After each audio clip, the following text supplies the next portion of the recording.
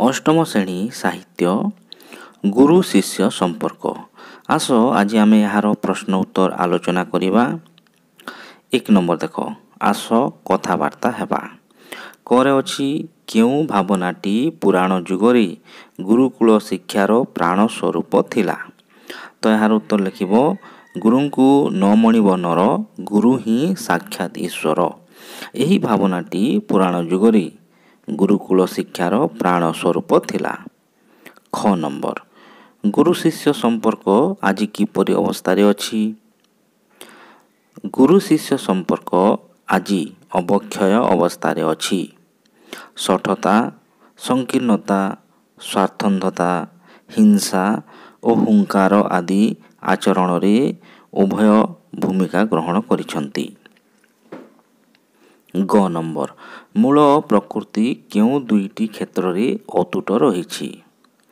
तो मूल प्रकृति जो दुईटी क्षेत्र रे अतुट रहिछि से दुईटी हेउछि संपर्क रे अभेदत्व और शिष्यात इच्छते पराजयम। घ नंबर, शिक्षा क्षेत्र रे काहाकू केंद्र स्थान दिया जाए। तो शिक्षा क्षेत्र रे शिष्य को केंद्र स्थान दिया जाए। उ नंबर, पुस्तक केंद्रिक शिक्षार अर्थ कौन। तो पुस्तक केंद्रिक शिक्षार अर्थ केवल पुस्तक रे जो विषय रहिछि ताहा ही शिक्षादान रो मूल मान होइछि। मुखस्थीकरण खूब गौरव अर्जन करिछि। 2 नंबर, आस तललिखित प्रश्न गुड़िकर उत्तर 2 बा 3टी वाक्य रे लेखिबा। करे अछि शिक्षकों शिक्षा चिरंतन, एपरि काहीकि कुआ जाइछि।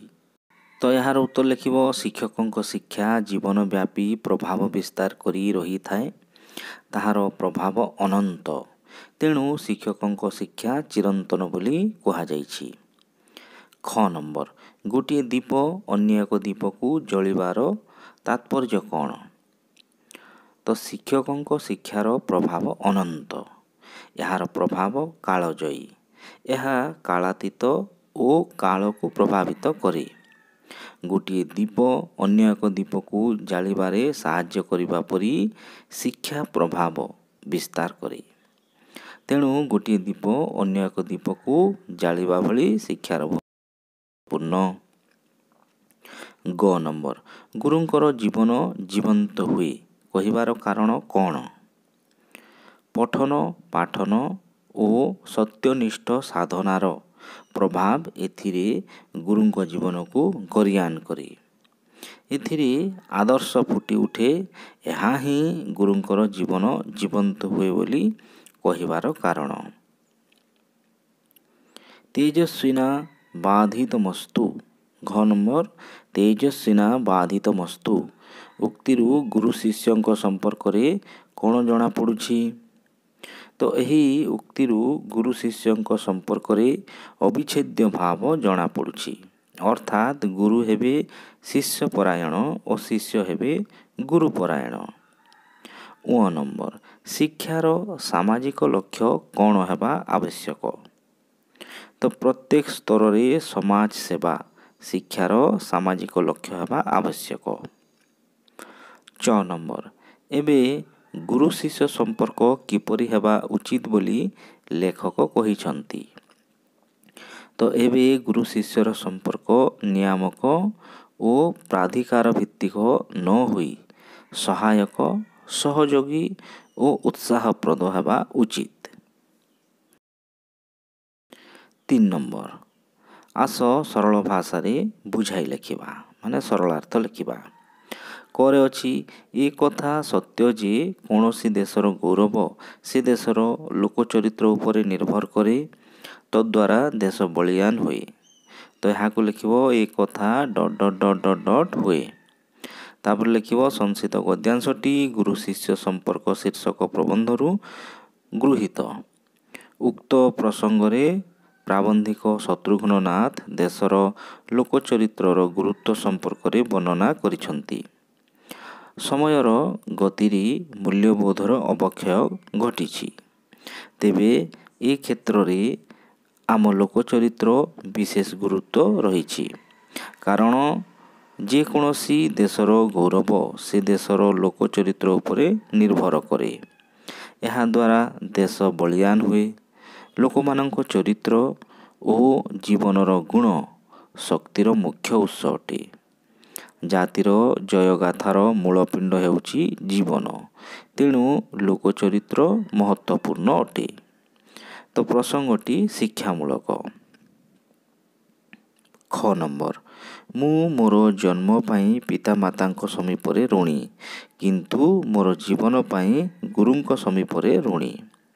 ତ ଏହାକୁ ଲେଖିବ ମୁଁ .. ତାପରେ ଲେଖିବ ସଂଶିତ ଗଦ୍ୟାଂଶଟି ଗୁରୁ ଶିଷ୍ୟ ସମ୍ପର୍କ ଶୀର୍ଷକ ପ୍ରବନ୍ଧରୁ ଗୃହୀତ। ଉକ୍ତ ପ୍ରସଙ୍ଗରେ ପ୍ରାବନ୍ଧିକ ଶତ୍ରୁଘ୍ନ ନାଥ ଗୁରୁଙ୍କ ସ୍ଥାନ କିପରି ମହାନ ତହିଁର ବର୍ଣ୍ଣନା କରିଛନ୍ତି। ପିତାମାତାଙ୍କ ଠାରୁ ଗୁରୁଙ୍କ ସ୍ଥାନ ଉଚ୍ଚରେ। ପିତାମାତା ଜନ୍ମ ଦିଅନ୍ତି, ତାଙ୍କର କର୍ତ୍ତବ୍ୟ ଏତିକି ମାତ୍ର। କିନ୍ତୁ ଗୁରୁଙ୍କ ଶିକ୍ଷା ଚିରନ୍ତନ। ଶିକ୍ଷା ପଦ୍ଧତିର ସର୍ବୋର୍ଦ୍ଧ୍ୱରେ। ଯୁଗେ ଯୁଗେ ସେ କେବଳ ଶିକ୍ଷାର୍ଥୀଙ୍କ ନୁହେଁ ସମଗ୍ର ସମାଜର ନମସ୍ୟ। ସେଥିପାଇଁ ଜଣେ ମନୀଷୀ ନିଜ ଜନ୍ମ ପାଇଁ ପିତାମାତାଙ୍କ ସମୀପରେ ଋଣୀ ବୋଲି କହିବା ସହିତ ଜୀବନ ପାଇଁ ଗୁରୁଙ୍କ ସମୀପରେ ଋଣୀ ବୋଲି ମନର ଭାବନାକୁ ନିଜର ବାଣୀରେ ପ୍ରକାଶ କରିଥିଲେ। ତ ପ୍ରସଙ୍ଗଟି ବାସ୍ତବ ଅଟେ। ଗ ନମ୍ବର, ଗୁରୁ ଓ ଶିଷ୍ୟ ହେବେ ସାମାଜିକ ଇଞ୍ଜିନିୟର। ତ ଏହାକୁ ଲେଖିବ ଗୁରୁ ଇଞ୍ଜିନିୟର। ସଂଶିତ ଗଦ୍ୟାଂଶଟି ଗୁରୁ ଶିଷ୍ୟ ସମ୍ପର୍କ ଶୀର୍ଷକ ପ୍ରବନ୍ଧରୁ ଗୃହୀତ। ଉକ୍ତ ପ୍ରସଙ୍ଗରେ ପ୍ରାବନ୍ଧିକ ଶତ୍ରୁଘ୍ନ ନାଥ ଗୁରୁ ଓ ଶିଷ୍ୟଙ୍କର ସମ୍ପର୍କ ବିଷୟରେ ସୂଚନା ପ୍ରଦାନ କରିଛନ୍ତି। ପ୍ରାବନ୍ଧିକଙ୍କ ମତରେ ବର୍ତ୍ତମାନ ବିଜ୍ଞାନ ଓ କାରିଗରୀ ବିଦ୍ୟାର ନାହିଁ ନଥିବା ବିକାଶର ପ୍ରସାର ଓ ପ୍ରଭାବ ବଢ଼ୁଛି। ତେଣୁ ଗୁରୁ ଏବେ ଜ୍ଞାନ ଦାନର ଏକମାତ୍ର ଅଧିକାରୀ ନୁହନ୍ତି କିମ୍ବା କୋଠରୀ ଜ୍ଞାନାର୍ଜନ ଏକମାତ୍ର ପରିସର ନୁହେଁ। ଏଥି ନିମିତ୍ତ ଶିକ୍ଷାଳୟ ଏକ ପରମ୍ପରାଗତ ଅନୁଷ୍ଠାନରେ ପରିଣତ ନ ହୋଇ ଏକ ସାମାଜିକ ଗବେଷଣାଗାର ହେବା ଉଚିତ ଓ ଗୁରୁ ଶିଷ୍ୟ ସାମାଜିକ ଇଞ୍ଜିନିୟର ହେବା ଆବଶ୍ୟକ। ତେଣୁ ପ୍ରସଙ୍ଗଟି ଶିକ୍ଷାମୂଳକ ଅଟେ। 4 ନମ୍ବର, ତଳଲିଖିତ ଅନୁଚ୍ଛେଦଟିକୁ ଉତ୍ତର ଭାବି ସେଥିରୁ ପ୍ରଶ୍ନ ତିଆରି କରିବା। ତ ଅନୁଚ୍ଛେଦଟିକୁ ପଢ଼ିଦେବ ଆଉ ପ୍ରଶ୍ନ କରିବ। କରେ ହେବ କାହାର ସ୍ଥାନ ଉଚ୍ଚରେ। ସେପରି ଖରେ ଲେଖିବ ଯୁଗେ ଯୁଗେ ସମାଜର ନମସ୍ୟ କିଏ। ଗରେ ଲେଖିବ କିଏ କାହିଁକି ପିତାମାତାଙ୍କ ସମୀପରେ ଋଣୀ। ଆଉ ଘରେ ଲେଖିବ କିଏ କାହିଁକି ଗୁରୁଙ୍କ ସମୀପରେ ଋଣୀ। ଆଉ 5 ନମ୍ବର ପ୍ରଶ୍ନ ଓରେ ଲେଖିବ କିଏ ପ୍ରାଣ ପ୍ରତିଷ୍ଠା କରନ୍ତି। 5 ନମ୍ବର, ରୂପାନ୍ତର ଶବ୍ଦଟିର ଅର୍ଥ ରୂପ ପରିବର୍ତ୍ତନ ବା ଅନ୍ୟ ରୂପ। ରୂପାନ୍ତର ଶବ୍ଦ ପରି ଆଉ 4ଗୋଟି ଶବ୍ଦ ଲେଖିବା ଓ ସେଗୁଡ଼ିକୁ ବାକ୍ୟରେ ବ୍ୟବହାର କରିବା। ତ ଅନ୍ୟ ଦେଶ ହେବ ଦେଶାନ୍ତର। ତାକୁ ବାକ୍ୟ ଗଠନ କରିବ ସ୍ୱାଧୀନତା ଆନ୍ଦୋଳନରେ ବିଦ୍ରୋହୀମାନଙ୍କୁ ଦେଶାନ୍ତର କରାଯାଉଥିଲା। ଅନ୍ୟ ଗ୍ରାମ ହେବ ଗ୍ରାମାନ୍ତର। ତ ବାକ୍ୟ ଗଠନ କରିବ ସେ ଏବେ ଗ୍ରାମାନ୍ତର ହୋଇ ରହୁଛି। ଅନ୍ୟ କଥା ହେବ କଥାନ୍ତର। ତାକୁ ବାକ୍ୟରେ ଲେଖିବ କଥାନ୍ତରରେ ମୁଁ ସତ୍ୟ ଜାଣିପାରିଲି। ଅନ୍ୟ ଜିଲ୍ଲା, ତାକୁ ଲେଖିବ ଜିଲ୍ଲାନ୍ତର। ତାକୁ ବାକ୍ୟ ଗଠନ କରିବ ଜିଲ୍ଲାନ୍ତରରେ ସରକାରୀ ସୁବିଧା ଭିନ୍ନ ଭିନ୍ନ। 6 ନମ୍ବର, ଗୋଟିଏ କୋଠରୀ ଦେଇଛି। ଆସ କୋଠରୀରୁ ଅକ୍ଷର ନେଇ ଶବ୍ଦ ଗଢ଼ିବା। ତ ଶବ୍ଦ ଗଢ଼ିବ ଯେପରିକି ବଖାଣ, ବଣ, ସୌଧ, ଅପ୍ରାସଙ୍ଗିକ, ସ୍ୱାଧ୍ୟାୟ, ସରମ, ଅରଣ୍ୟ, କୁତ୍ସା, ମନ୍ତର, କରମ, ଅଧ୍ୟାୟ, ରୁଦ୍ଧିମନ୍ତ, ଖାର, ଅନ୍ତ, ଭୋର।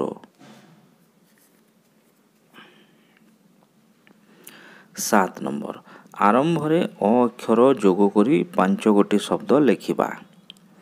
ତ ଲେଖିବ ଯେପରିକି ଅଜଣା, ଅବାଟ, ଅସତ୍ୟ, ଅଯଥା, ଅବିଚ୍ଛେଦ୍ୟ। ବର୍ତ୍ତମାନ ସେହି ଶବ୍ଦ ଗୁଡ଼ିକୁ ନେଇ ବାକ୍ୟ ଗଠନ କରିବା। ଅବାସ୍ତବ, ତୁମେ ଅବାସ୍ତବ କଥା କୁହ ନାହିଁ। ସେପରି ଅଜଣା, ଅଜଣା ଲୋକଙ୍କୁ ବିଶ୍ୱାସ କର ନାହିଁ। ଅବାଟ, ପିଲାଟି ଅବାଟରେ ଗଲାଣି।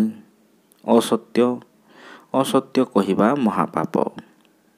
ଅଯଥା, ଅଯଥାରେ କାହା ସହିତ ଯୁକ୍ତି କର ନାହିଁ। ଅବିଚ୍ଛେଦ୍ୟ, ଶିକ୍ଷାର ପ୍ରତ୍ୟେକ ସ୍ତରରେ ସମାଜ ସେବା ଏକ ଅବିଚ୍ଛେଦ୍ୟ ଅଙ୍ଗ।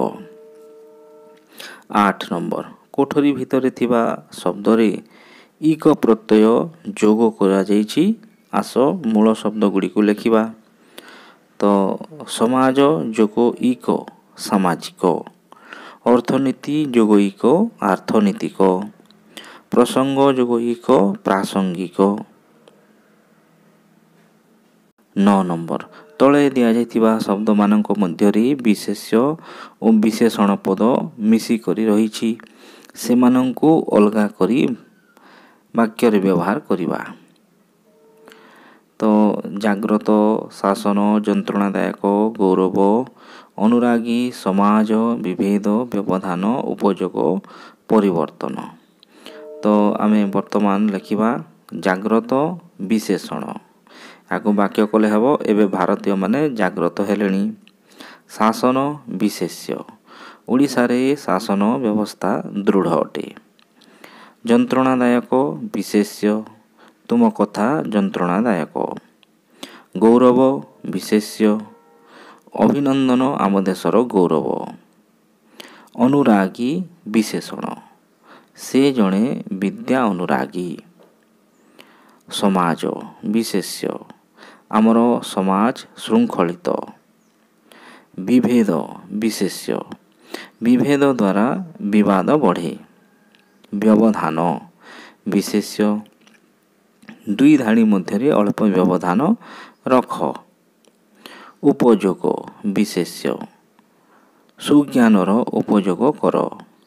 ପରିବର୍ତ୍ତନ ବିଶେଷ୍ୟ, ତୁମ ସ୍ୱଭାବର ପରିବର୍ତ୍ତନ ଆବଶ୍ୟକ।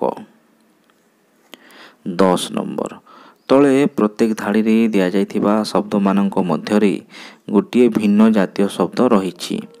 ସେହି ଶବ୍ଦଟିକୁ ବାଛି କୋଠରୀ ମଧ୍ୟରେ ଲେଖିବା। ତ କରେ ଅଛି ଶ୍ୱାସରୁଦ୍ଧ, ବାଷ୍ପରୁଦ୍ଧ, ଅବରୁଦ୍ଧ, ବାକରୁଦ୍ଧ। ତ ଭିନ୍ନ ଶବ୍ଦ ହେବ ଅବରୁଦ୍ଧ। ଖରେ ଅଛି ଦୃଷ୍ଟିପାତ, ବୃଷ୍ଟିପାତ, ଉଲ୍କାପାତ, ଅନୁପାତ। ତ ଭିନ୍ନ ହେବ ଅନୁପାତ। 11 ନମ୍ବର, ଆସ ତଳ ଲିଖିତ ଶବ୍ଦରୁ ନାମ ଧାତୁ କ୍ରିୟା ଗଠନ କରିବା। ଯେପରି ମନ ମନେଇବା, ସେହିପରି ଦୂର ଦୂରେଇବା, ଫେଣ ଫେଣେଇବା, ଫଳ ଫଳେଇବା, ଛୋଟ ଛୋଟେଇବା ଆଉ ଶୀତଳ ଶୀତଳେଇବା। 12 ନମ୍ବର, ଯାହାର ରୂପାନ୍ତର ଘଟି ନଥାଏ ତାକୁ ଭିନ୍ନ ରୂପରେ ପ୍ରକାଶ କରିବା କାମକୁ କୁହାଯାଏ ରୂପାନ୍ତରୀକରଣ। ସେହିପରି ବନ ନଥିବା ସ୍ଥାନରେ ବନ ସୃଷ୍ଟି କରିବା ତାକୁ କୁହାଯାଏ ବନୀକରଣ। ବାଷ୍ପ ହୋଇ ନଥିବା ପଦାର୍ଥକୁ ବାଷ୍ପରେ ପରିଣତ କରିବା ତାକୁ କୁହାଯାଏ ବାଷ୍ପୀକରଣ। ଦୃଢ଼ ଭାବରେ ନଥିବା ବସ୍ତୁକୁ ଦୃଢ଼ କରିବା ତାକୁ କୁହାଯାଏ ଦୃଢ଼ୀକରଣ। ଭାଗ ଭାଗ ହୋଇନଥିବା ପଦାର୍ଥକୁ ବିଭିନ୍ନ ବିଭାଗରେ ପରିଣତ କରିବା ବିଭାଗୀକରଣ।